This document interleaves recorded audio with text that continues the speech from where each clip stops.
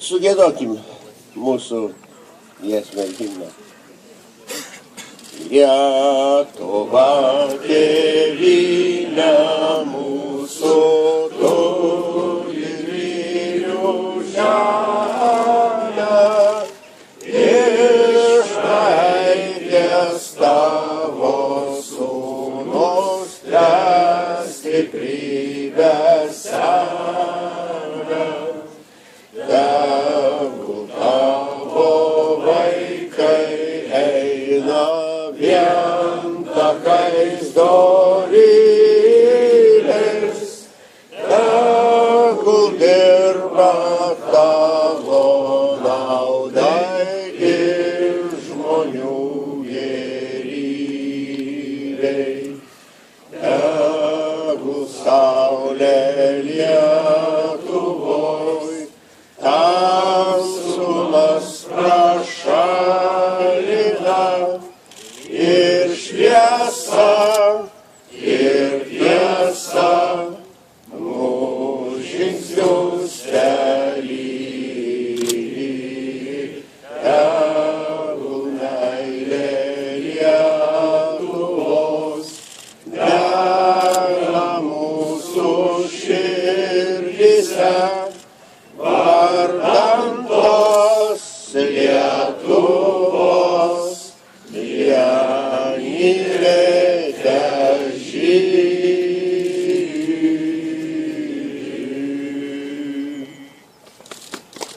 Dabar Jonas Ukrainos himną.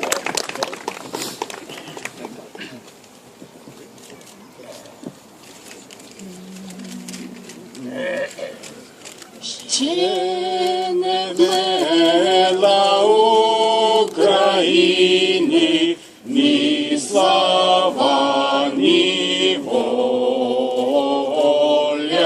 Ще нам, браття українці, усміхнеться доля.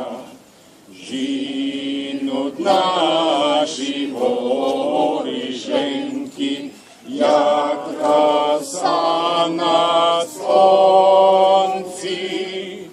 Запануєм імі, браття, у своїй сторонці. Душу тіла ми положим за нашу свободу і покажем, що ми браття козацького роду. Душу тіла ми положим за нашу свободу і покажем, що ми браття козацького роду. Слава Україні! Слава Україні! Слава Україні! Mėlyjei, mes atėjom čia, kad kreiptumėmės pirmiausia į Rusiją. Rusija, nepradėk šito karo, pasitrauk iš Krymo.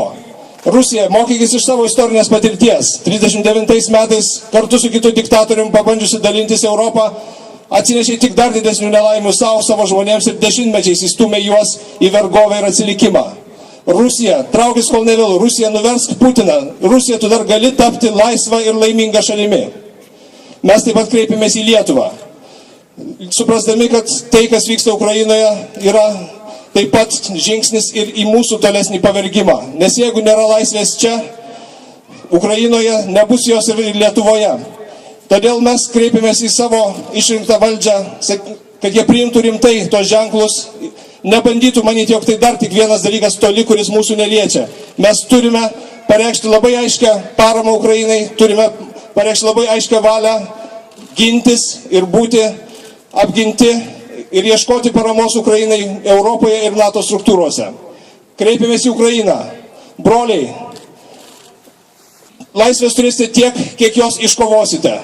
Mes, prisimindami sausio 13-osios laužus ir barikadas prie parlamento, prisimindami jūsų palaikymą, esame visa širdimi su jumis ir padarysime viską, kad ta valia, politinė valia padėti jums kuo greičiau susimobilizuotų. Kreipiamės į Europos šalis, ypač į Prancūzijos ir Vokietijos vyriausybės.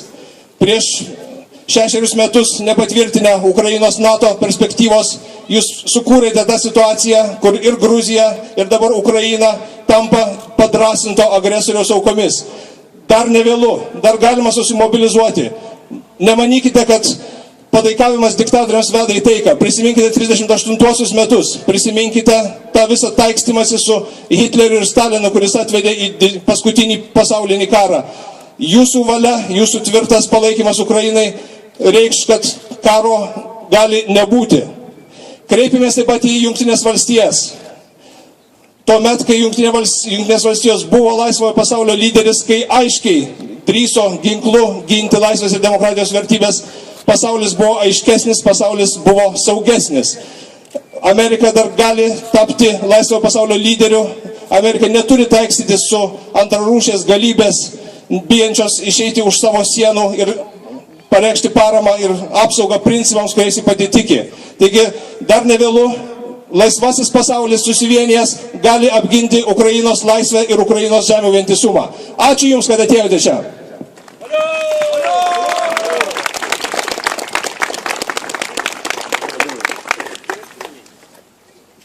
Broliai ir sesės, mūsų širdise, mūsų mintise yra Ukraina ir ukrainiečiai. Visi ukrainiečiai. Ir tie, kurie kalba ukrainietiškai, ir kurie kalba rusiškai, ir kurie kalba totoriškai. Visi, kurie už Ukrainą, visi yra ukrainiečiai. Nes ne taip seniai man buvo tokių čia klausimų keliama Lietuvoje. Aš sakiau, kiekvienas, kuris už Lietuvą yra lietuvis. Ir nesikapstykit kitokiuose dalykuose. Tai ir ten kiekvienas, kuris už Ukrainą, yra ukrainietis. Ir Maskvos viršininkai yra šiek tiek apsivylę savo planuose, kad rytų Ukraina nesukilo taip, kaip jie tikėjosi, prašydamasi priimti į Rusijos glėbį. Jie turi savo sampratą, savo orumą ir jie nėra prieš Ukrainą. Ten dalykai sudėtingi ir dar bus sudėtingi. Bet mūsų pozicija, mūsų nuostata bus svarbi ir ji bus išgirsta. Aš manau, kad mums turi rūpėti ir Rusija. Ne tik tai Rusijos valdžia, gal daug dievė, ten irgi atsiras kokio nors blaivesnio galvojimo ar nuosaikesnio galvojimo, kai pamatys, kad ne viskas taip gerai sekasi, arba kad reikia pralieti labai daug kraujo, norint pasiekti savo tikslų, ir tada agresoriai stabteli, taip kaip Vilniuje stabtelėjo sausio 13-ąją. Tai gali dar būti visaip, bet Rusija turėtų irgi susivokti plačiau negu tik tai tie žmonės, kurie jau pradėjo eiti į demonstracijas už Ukrainą. Prisiminkime, juk už Lietuvą išeidavo 100 tūkstančių į Maskvos aikštės ir gatves. Už Lietuvą, rankas šalin nuo Lietuvos, už Lietuvos laisvę. Tai ten yra jėga, užslopinta, suklaidinta, kvailinta, visom valdiškom televizijom, visa žiniasklaida yra perimta ir žmonės masiškai mulkina daugybę metų. Ir vis tiek aš tikiu, kad Rusija tebėra gyva ir įtars savo žodį ir ji nenorės būti pastumta į fašizmą, nes tokia kryptis yra nubrėžta, toks auklėjimas yra varomas. Kai pasiklausai, ką kalba kokie viršininkai, kariniai ir politiniai viršininkai, tai yra neįtikėtinos mintys. Visi, kas nesutinka, yra naikintiniai priešai. Labai pavojingas kelias pačiai Rusijai. Jeigu kas nors jiems galėtų priminti, kaip sėkmingai besiveržiant į priekį fašistinė Vokietija, kuo baigė. Būkime širdise ir už Rusiją, kad ji nepaskęstų tame liūne, kuris dabar jai taip pat paruoštas kartu su aplinkinėmis tautomis. Na ir žinoma, labai svarbu, kaip pasaulis suspėja ar nesuspėja susivokti. Kai kurie suspėja, kai kurie jau mato, kad negalima leisti toliau spjaudyti jiems į veidą, kai kurie dar krapšto pakaušius. Man patinka brolių Žemaičių pokštas. Paprastas klausimas. Akatuka ataka. Suprantat, kas pasakyta? Akatuka ataka. Pasirodo, kad iš dalies katukai jau atanka. Gal jie ataks. Ir tada visi būsim saugesni ir Europa, ir ta pati Rusija bus sustabdyta ant bedugnės krašto. Bet turime būti susitelkę ir pasiryžę. Nepaprastai skambėjo žinios, telefonu man pasako iš Kijevo, kad šimtai tūkstančių jaunuolių eina užsirašyti savanorius, ginti tėvynės. Ir jų himnas kalba apie tai. Sielą ir kūną atiduosim už mūsų laisvę. Kad Lietuvoje būtų toks visuotinis nusistatymas. Kad nebūtų gandų ar šnekėjimų ir būgštavimų, o jeigu čia įsiverš Putino kariuomenė, tai dar daug kas bėgs jos sveikinti su gėlėmis. Nesinori taip galvoti, gali būti taip. Bet pirmiausiai turi būti daug tų, kurie neleis, kad taip įvyktų.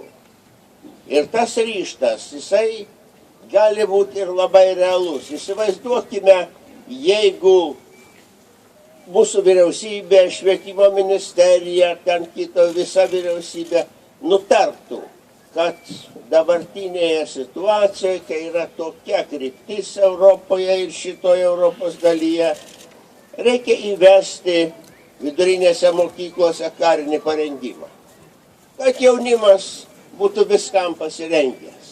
Aš žinau, kad daug jaunuolių, ypač berniukų, gal ir mergaitės, būtų už tai, bet reikia, kad ministrų galvose kažkas įvyktų. Kita vertus, jeigu kils tokių pasiūlymų, ar iš mūsų pačių politikų neprasidės lakstymas, oi nereikia, kas čia mes militarizuojamės, kaip tai neteisinga, kaip tai negera. Jeigu mes pakrikę, tai tada mes ir silpni. Jeigu mes susivokiam, kada reikia stoti vienoj gretoj ir stojam, tada mes nepagazdiname. Pagalvoti reikia apie visokius dalykus, visokią riopą pasirengimą ir pasirengimą taip pat širdise. O ką mes darysim rytoj, jeigu? Ką aš darysiu? Ką tu darysi? Ukrainiečiai žino. Pasiryžę. Ir kūną, ir sielą. Paaukoti už tėvynės laisvę. Imkim pavyzdį.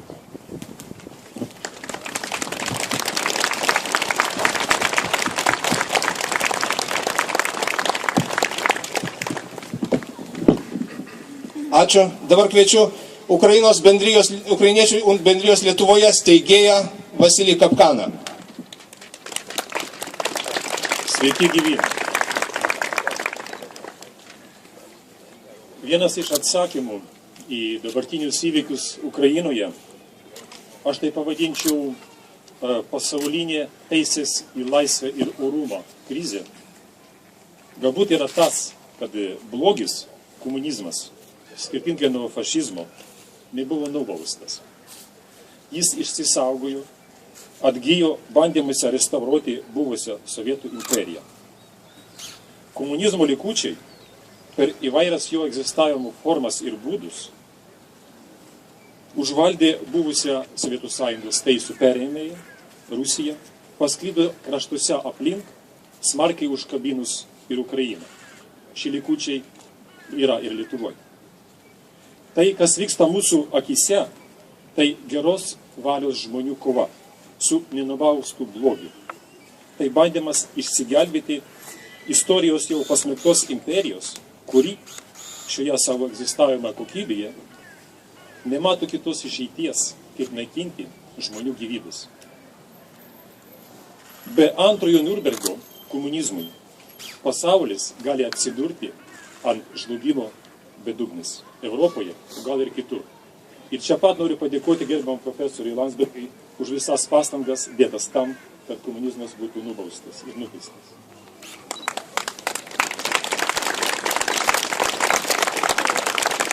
Geros valios žmonės visame pasaulyje, Ukrainoje, Lietuvoje, Rusijoje, jiems akstinu apsispręsti, kokios yra mano vertybinės pozicijos, o kartais ir ryžtas nedelsiant veikti, turi tapti 18 amžiaus anglų filosofo Edmundo Berko aforizmas.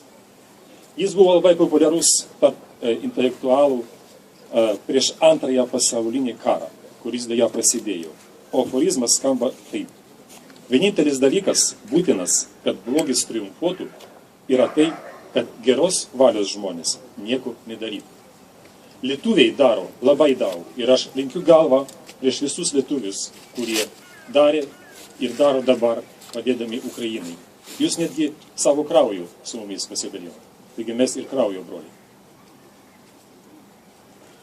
Mes turime, kaip ir Maidano žmonės, pasitikėti savimi ir tikėti, kad mūsų gyvenimo kokybė ir pasikeitimai į gerą šiame pasaulyje, kuriame gyvenam, vis dėlto priklauso nuo mūsų pačių. Pasaulis jis senas, žinot, o gyvenimas mūsų vienintelis ir nepakartojamas. Jį visada ir iki gėrio pergalės būtina ginti. Šiandien yra 200 metų, kai gimė mūsų didysis poetas Tarasas Ševčenka. Jis Ukrainoje vadinamas pranašu. Mes matom, kokie įvykiai sutampa su šia jo 200 metų sukakti.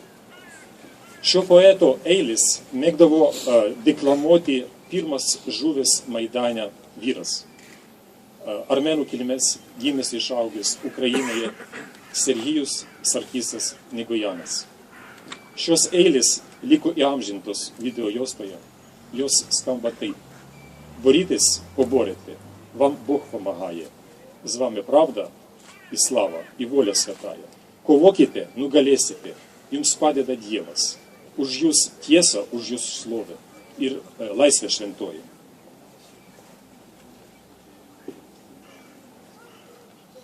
Kviečiu visus būti vieningiems ir niekados nepasiduoti blogiui, o kasdien, kiekvieną akimirką, stoti gėrio pusėje.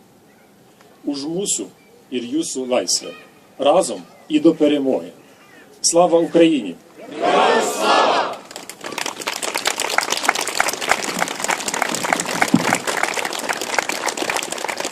Profesorius Landsbergis apgailestauja, kad turi išvykti ir linki čia mums nenuleisti rankų ir toliau, liudyti savo palaikymą Ukrainai.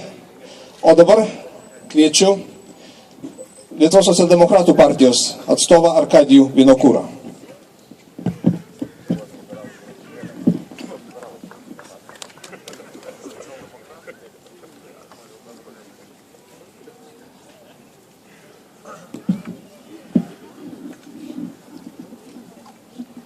Tūkstantis 990 metais Švedijos visuomenė veik visi kaip vienas stojo į Lietuvos, Latvijos ir Estijos pusę.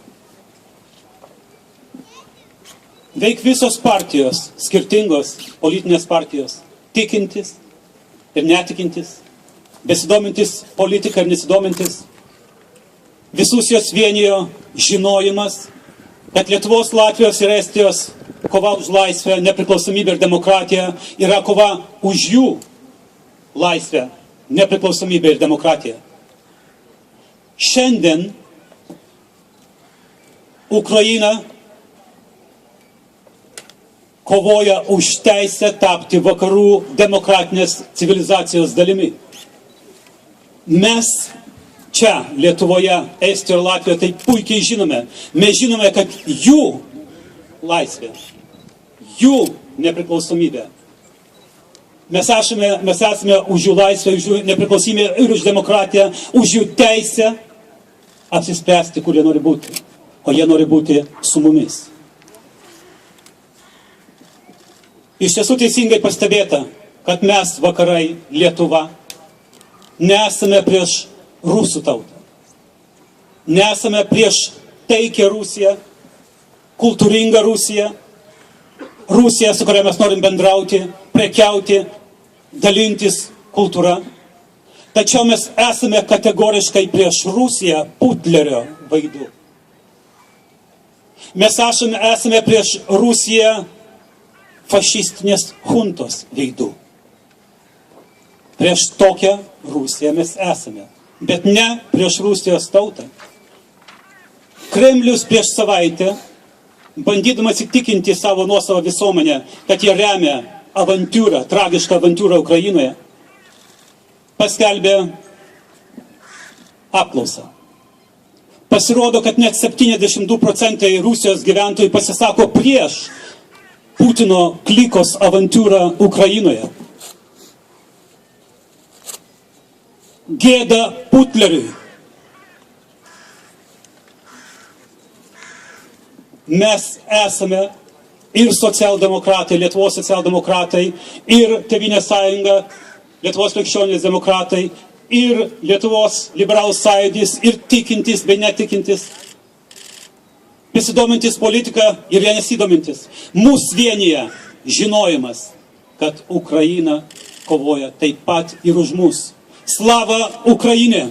Героям слава! Slava Ukrainė! Героям слава! Dėkui.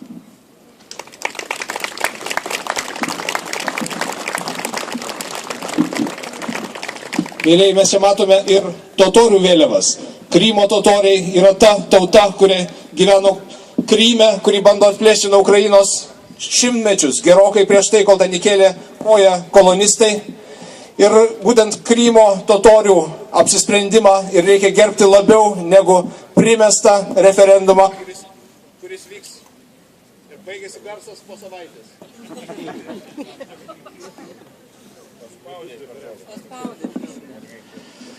Taigi, dabar kviečiu Šarūną Matulevičių, kuris pusę šios žiemos praleido Maidano barikadose ir yra tiesioginis tų įvykių liudytojas ir bene tampriausias ryšys tarp Lietuvos pilietinės visuomenės ir Maidano.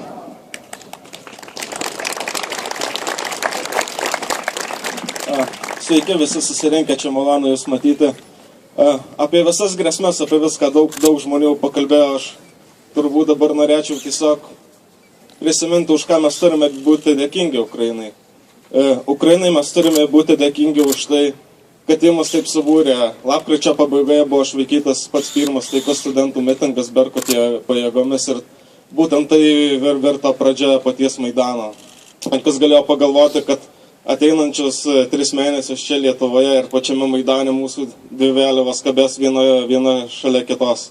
Labai dažnai, turbūt jau daugelis iš mūsų, ne tie, kurie organizavo, arba tie, kurie tik dalyvavo, nebeprisimena, kiek įvairiausių akcijų, palaikymo, protestų, mitingų, koncertų įvyko. Ukrainai turbūt reiktų būti dėkingiams už tai, kad jie atvėrė akims tiems Lietuvoje čia, kurie nesiryždavo arba nenorėdavo suprasti, kas vyksta Rusijoje. Dar labiau turime turbūt dėkingi už tai, kad jie atvėrė akis vakarams, daugiau ar mažiau, galbūt ne visiems lyderiams, bet galbūt daugumai arba didesniai daliai. Paskutinį kartą Maidane Ukrainoje buvau šį savaitgalį. Maidanas jau yra dabar žinoma kitoks, viskas daug taikiau, visų akys vyksta į Krymą, bet turbūt reiktų pamatyti, kaip buvo gruodžio pradžia, kaip tai buvo visiškai taikus mitingas, žmonės šoko, ten dainavo, ir kaip tai dabar yra viskas paskendę pelenuose, sūdžiuose, dūmų. Ir ką visą tą agresiją pavertė tą taikų mitingą, į ką sugebėjo paversti. Teko bendrauti su daug ukrainiečių, ir turbūt toks vienas įdomesnių mano pokalbių vyko apie tai, su žmonėmis, su kuriais bendravome 3 mėnesius ir turbūt niekad nesusimastė, ir jie nesusimastė, ir mes nesusimastėm, kodėl Lietuva, bet va štai praėjus beveik tiems 3 mėnesiams paklausė, man pasakė, kad kai Lietuva pradėjo remti Ukrainą, visiems Ukrainoje, jie buvo labai dėkingi, viską, kas įvyksta, čia viską mato ir Lietuvai kartu su Lenkija yra tos dvi šalys, kurios atveria visas duris ir gali net pasą nerodydamas eiti visur, kur tau reikia ir norisi. Ir jiem tuo metu pasirodė labai keista, kodėl Lietuvoje. Jie sakė, Rusija visada mūsų buvo broliai, mes broliškos tautos, Lenkai, gerai Lenkai ir Vyreslavai, bet ypač jaunai kartai, kuri nepatyrė sausio 13-osios įvykių visų 90-ųjų perestroikos, buvo labai keista, kodėl Lietuva, iš kur jie čia mes jiem vadėm aiškinti, kad štai mes jautėmės jūs panašus, kad mes esame dėkingi jūs ir mūsų būrėte savo šaly, mes kvėpavome kartu su jumis jūsų laisvės dvasia. Na ir kalbant apie Rusiją, vertu pabrėžti, man tas pats žmogus sakė, kad kai prasidėjo visi šitie reikalai, jie labai daug turėjo, tas žmogus turėjo daug draugų Rusijoje ir kai prasidėjo visi šie reikalai, pradėdavo pasisklausti, dauguma su tai žmonių ryšiai nutrūko. Įsivaizduojate, draugai pradėjo nustoti bendrauti su draugais, etniniai rusai su ukrainiečiais. Tai tikrai nėra labai vyrauti tendencija, bet tai reikia atkreipti dėmesį, kad ką daro toks diktatorius kaip Putinas. Atrodo, visos tos pačios tautos yra draugiškos, bet štai supriešintis yra įmanoma visgi. Tai tiesiog turime neleisti atskirti Putino visą tą agresiją nuo žmonių ir neleisti tam plisti, neleisti supriešinti žmonių. Tai ir šiandien ar norisi būti dėkingi už tai Ukrainai, norisi ją toliau remti ir matyti ją laisvą. Tai ačiū Jums už tai, kad dalyvaujate visur, ačiū už tai, kad remiate ir ačiū Ukrainai. Slava Ukrainai! Į šį mitingą susirinko visos visuomeninės ir Lietuvai ištikimos politinės jėgos. Dabar kviečiu Liberalų sąjūdžio vardu Gintarą Stepanavičių.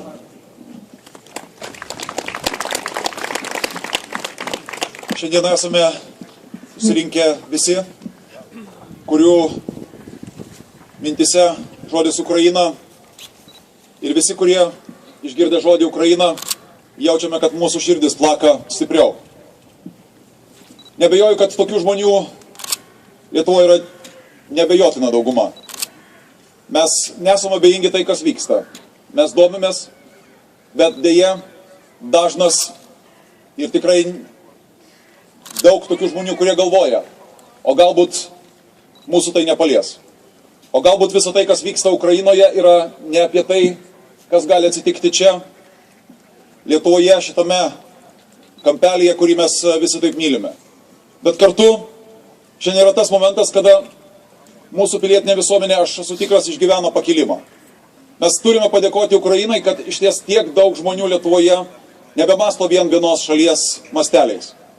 Mes šia prasme esame europiečiai ir esame žmonės, kurie galime ne tik susijęti tai su savo ateitimi, bet ir pažvelgti į savo brolius ukrainiečius, su kuriais mus sieja šimtametė istorija. Didinga istorija, kelianti tikrai gerą jausmą. Ir pirmiausiai pradėkime nuo to, kas yra mūsų mintise. Ir paverskime, kad šitos mintis būtų užkrečiančių pavyzdžių kiekvienam mūsų šalies piliečiui. Būti neabejingu ir nesivadovauti tokią logiką. Galbūt šį kartą tai mūsų neužkabins. Ir dar. Apie Rusijos mąstymo ypatumus galima kalbėti labai daug. Bet šiandien, kada yra sakoma, mums tai priklauso, daugelis Rusijos žmonių dėja supranta, kad Krymas jiems neva istoriškai priklauso. Dar dalis po kelių savaičių galbūt pradės mąstyti, kad jiems priklauso dar didesnė Ukrainos dalis, o ta logika gali būti stipri ir gyva tol, kol išties patys piliečiai Rusijoje nepakels savo balso ir nepasakys, kad ne, mes nebenorime gyventi tokioje šalyje. Aš linkiu visus savo bičiulius ir draugus užkrėsti tokių mąstymų ne tik Lietuvoje.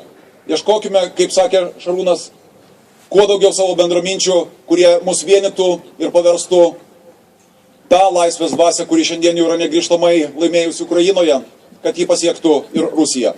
Dar sykį džiaugiuosi galėdamas būti šiandien draugė su jumis.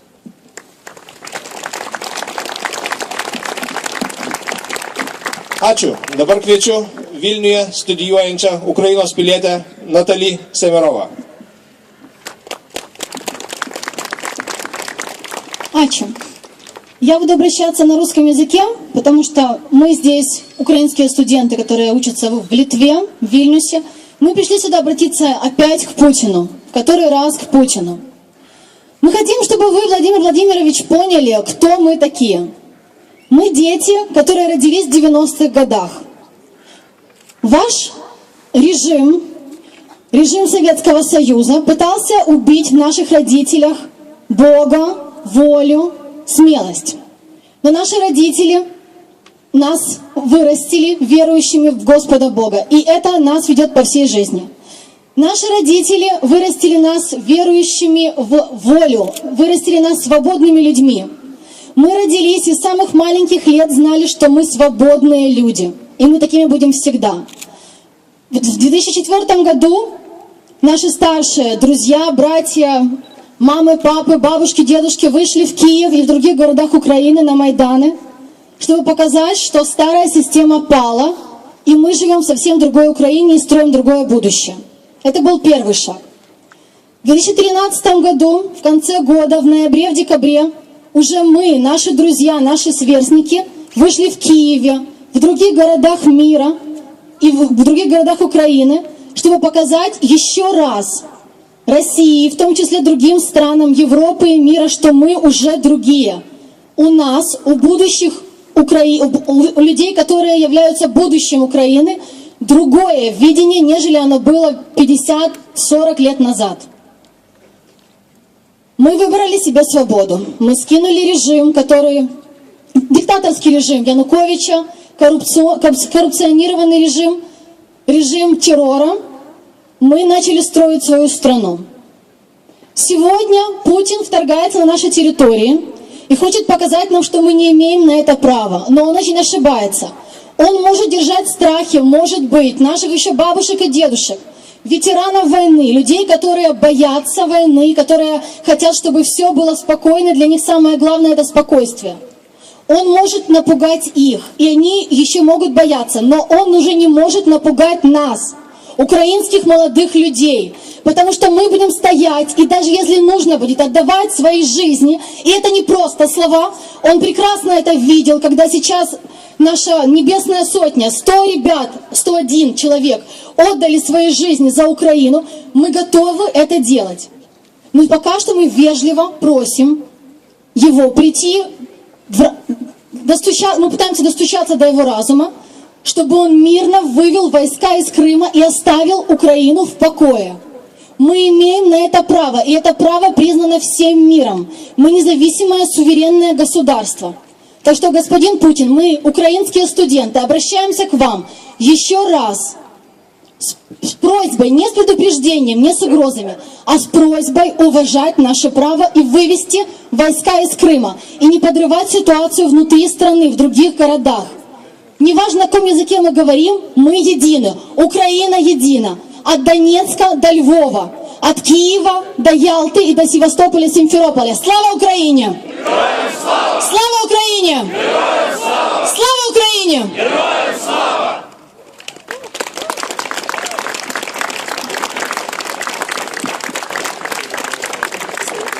Ačiū.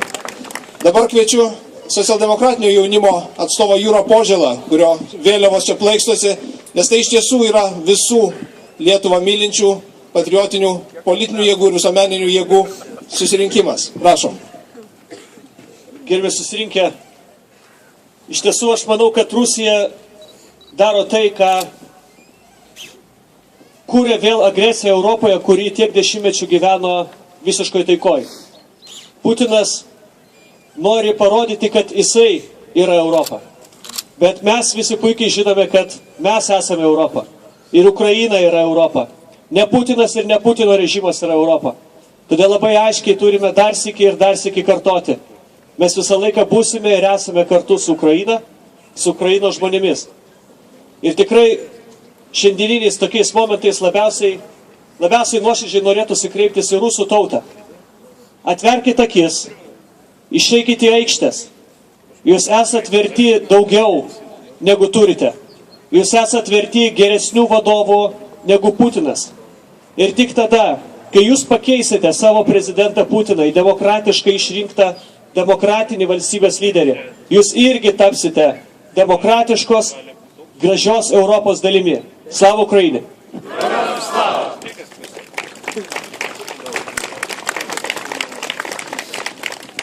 Ačiū.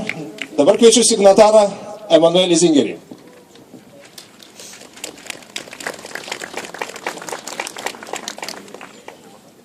Bičiuliai, Kijevo aikštėje aš paklausiau Maidano žmonių. Jūs balsavot už Europą. Jūs pasakėt lapkričio 28 dienai, kada Vilniuje turėjo būti pasirašytas sutarimas, taip. Jie atsakė taip. Kas galėtų sugriauti jų tikėjimą, kad jie gali gyventi kitaip, kad jie gali būti laisvi žmonės. Ar mes kalbame, kad rusai neturi teisės mylėti Rusijos? Ne, mes sakėme, rusai gali mylėti Rusiją. Bet ukrainiečiai turi teisę mylėti Ukrainą. Lietuviai turi teisę mylėti Lietuvą. Lenkai turi teisę mylėti Lenkiją. Ar kas nors šitą meilę iš šono gali pavergti ir atimti teisę mylėti savo kraštą? Ar kas nors ukrainiečiams gali atimti galėjimą mylėti Ukrainą, mylėti ją demokratinę, mylėti ją laisvą? Turbūt ne. Aš manau, kad mes čia šnekame apie tai, apie ką mes šnekėjome už porų šimtų metrų sausio 13 dieną prie televizijos bokšto, kuris yra. Kur televizijos bokštas? Ten. Ir tai mes pasakėme prieš porą metų, kada Austrai išdavė Golovatovą pagreitintai, paprašius Kremliui. Golovatova tai yra ta žmogų, kuris vadovavo šturmui prie šito, kuris parodėte televizijos bokšto. Ir kada tie žmonės, kurie dabar Kremliui pasakė Austrams, kada Golovatovas buvo suimtas oro uoste, pasakė, atiduokite tuoj pat šį KGB pulkininką Maskvai. Kada Lietuva paprašė jį perduoti Lietuvai, už tai, kad jo įsakymu buvo nužudyti tie žmonės. Todėl man atrodo, kad čia viskas apie vieną. Mes šnekame apie Ukrainos buvimą NATO kaip jų laisvės įtvirtinimą. Mes šnekame apie Ukrainos buvimą Europos Sąjungoje kaip jų laisvės įtvirtinimą, nes mes šitą kelią praėjome. Todėl mes, būdami laisvi, sakome ukrainiečiams, jūs turite teisę būti laisvi ir mylėti Ukrainą. Jūs turite teisę šiai meiliai, jūs turite teisę jūsų laisvei. Už Ukrainą. Herojams slava. Slava Ukrainė. Dabar kviečiu Tėvynės sąjungos pirmininką Andrių Kubilių. Sveiki, mėlėjai. Turbūt viskas jau pasakyta. Aš gal čia to saulės šviesoje norėčiau šiek tiek labiau optimistiškai pasakyti keletą žodžių. Kažkada, kai sovietai 60-aisiais turbūt prie Chruščiovo desperatiškai ėmėsi blokuoti vakarų Berlyną, tuo metu Jungtinių Amerikos valstijų prezidentas Džonas Kenedis pasakė labai aiškius žodžius. Jis pasakė labai paprastai. Aš esu berlinietis. Šiandien aš sakau lygiai tą patį. Aš esu ukrainietis. Ir man atrodo, visi mes tą patį galim pasakyti. Mes esame ukrainiečiai. Džono Kenedžio žodžiai tada reiškia, kad sovietų agresija, sovietų provokacija nieko nepasieks. Mano įsitikinimu lygiai taip pat ir šiandieninė Putino agresija, Putino provokacija, jeigu mes visi pasakysim labai aiškiai, kad esame ukrainiečiai, ne tik čia Vilniuje, bet ir Londone, ir Paryžiuje, ir Vašingtone, ir Berlyne, ta provokacija nieko nepasieks. Todėl aš šiandien labai paprastai ir nuoširdžiai noriu padėkoti visiems ukrainiečiam, kurių broliais ir seserimi šiandien jaučiamės, už tą didžiulę moralinę ir geopolitinę pergalę, kurioje savo dangiškosios šimtinės aukų sąskaitą pasiekė. Tai pergalė, kuri lemia ne tik tai Ukrainos tolesnę ateitį, ir aš tikiu, kad jinai bus ir taiki, ir saugiai, ir europietiška. Tai lemia didžiulės permainas ir pačioje Europai, tai lems galų galiai permainas pačioje Rusijoje. Nes šiandien tai, ką mes matome iš tikrųjų Rusijos tam tikrą tragediją, kurią lemia jos vadovo Putino labai skausmingai suvoktas pralaimėjimas, iš to atsirandanti desperacija ir elgesys, kurio niekaip negali pavadinti protingu. Todėl čia kabantis labai geras plakatas, kažkas jau jį čia padėjo, aš jį galiu tik pacituoti visiems, kurie gal jo nematėt. Putin, Krymsko olimpiadų tai praigral, yra mano įsitikinimu visiškai teisingas. Todėl, kad Putinas renkasi eilinį kartą istorijos praeitį, o ne ateitį. Maidano žmonės pasuko istorijos ratą labai stipriai į priekį. Pasuko į priekį visam pasauliui, Europai ir Ukrainai. Ir tai yra didžiulė pergalė. Putinas bando tą ratą atsukti atgal. Rusijos tragedija yra ta, kad ne vieną kartą, esant galimybei Rusijai rinktis ateitį, kas nors pasukdavo tą ratą vėl atgal. Bet šiuo atveju Putinas pralaimėjo olimpiadą, o tai reiškia, kad tikroji Rusija laimi. Aš tikrai tikiu į tai, kad po 5 ar po 10 metų mes čia susirinkę, šypsodamiesi, galėsim pasakyti: aš esu ne tik ukrainietis, bet ir rusas, tikintis tikrąją Rusiją ir jos perspektyvą. Slava Ukrainai!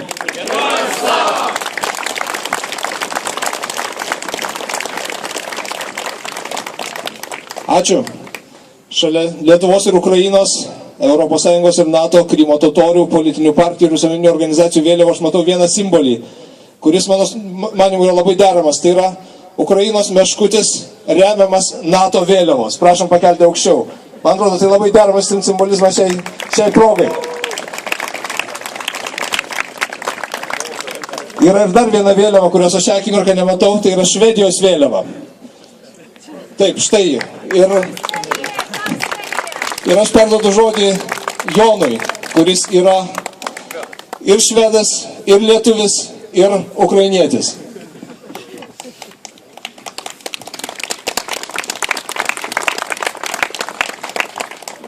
Kalbėti apie šitą Rusijos melo malūną, kuris jau sukasi beveik iš esmės 100 metų, kaip mes puikiai žinom, aš labai šiandien nenorėčiau, nes ten lyg ir viskas aišku.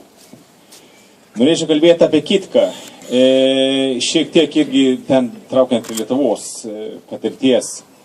Ukrainiečiai šiandien turi pilnas teisės, tarptautinės, moralinės, juridinės, tiesiog į savo kraštą, į savo teritoriją. Ir to yra daug ką pasakyta, bet čia dar ne viskas.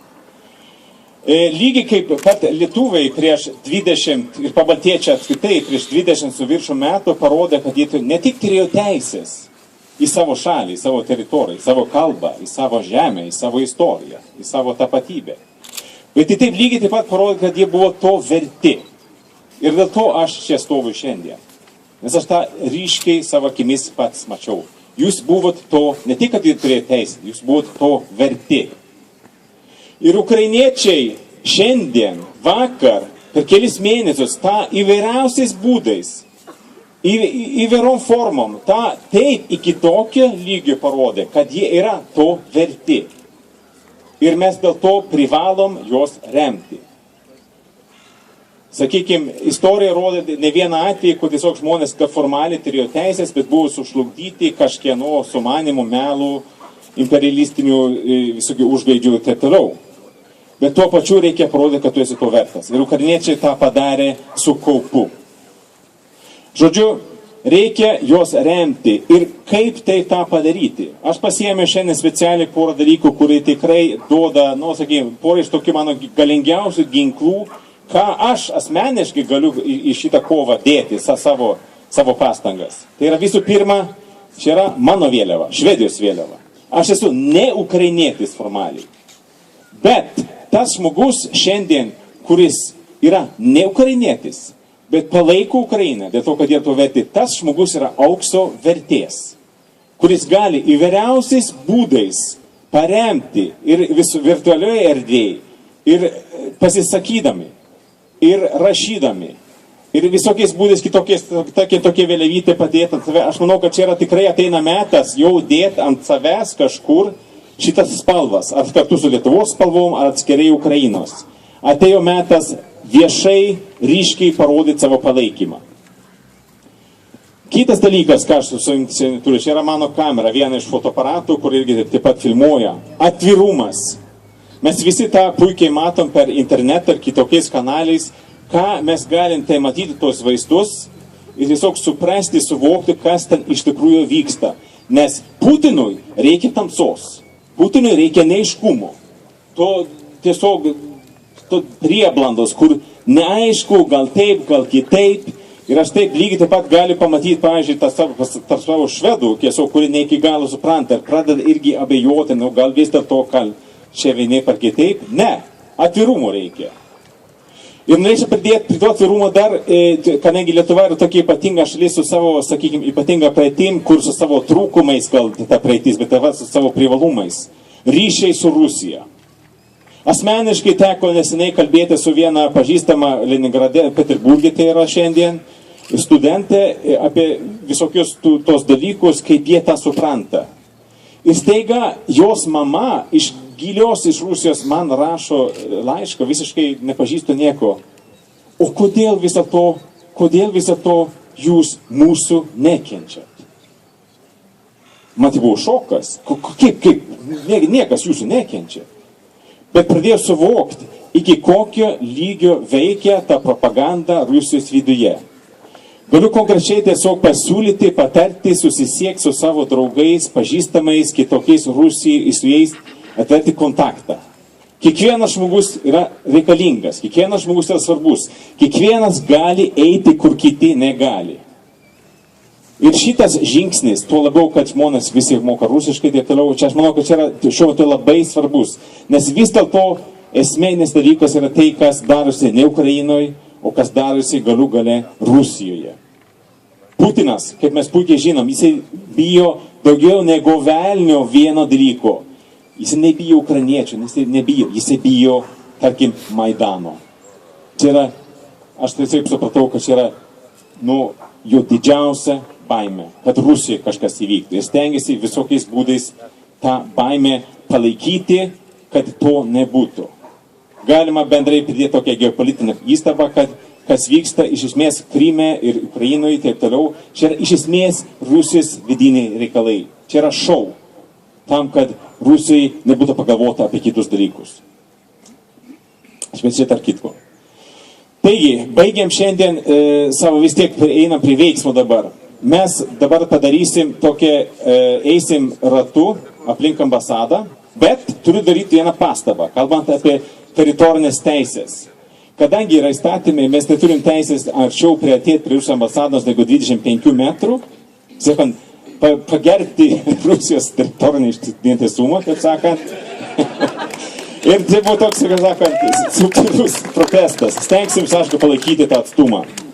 Aš dabar pradėsiu, kartu su kitais mes eisim būtent į tą pusę, jūs tiesiog ramiai iš paskos eisit ir tada mes grįšim į šitą vietą ir baigsim dar himno giedojimu. Ačiū.